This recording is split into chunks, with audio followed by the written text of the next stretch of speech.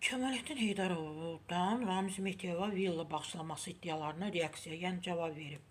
Əslində elə eşidirik də Ramiz Mehdiyeva falan rayonda 2 villa, 1 villa, 3 villa. Məsələn, keçmiş dəvətçi indi Şabran rayonunun keçmiş icra başçısı, indi hal-hazırda Siyəzəndə başçıdır, Novruz o idi, səhv etmirəmsə familiyası.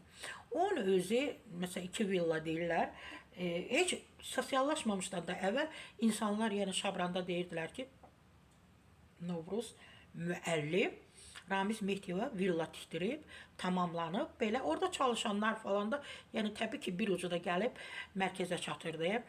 Və görək Kəmalettin müəllim deyir ki, mən Qəbələdə Ramiz Mehdiyeva nə villa, nə də başqa bir şey bağışlamamışam. Bu söhbətlərdə boşdur da, mən buna əhəmiyyət vermirəm. Ona görə də siz də ciddiyə almayın. Təbii ki, mən də istinad edirəm konkret .az-a. Xəbər verir ki, bunu o da istinad edib günün səsi infoya.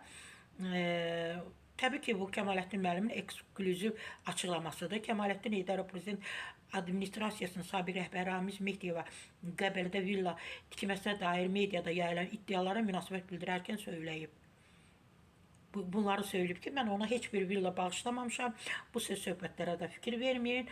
Boşuna verin bu söhbətləri getsin.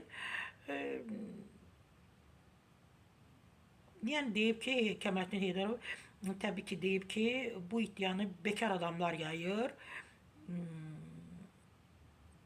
Bekar adamlar yayır və belə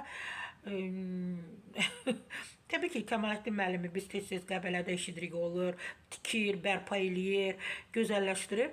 Mən də, məsələn, mənə də gəlib çatmışdı Kəmalettin Heydərov, Ramiz Mehdiyeva orada gözəl, səfalı bir yerdə, dağ ətəyində, nə bilim, dağa yaxın yerdə, bir nehrə yaxın bir yerdə villa tikib və bağışlayıb. Təbii ki, biz də eşitmişdik.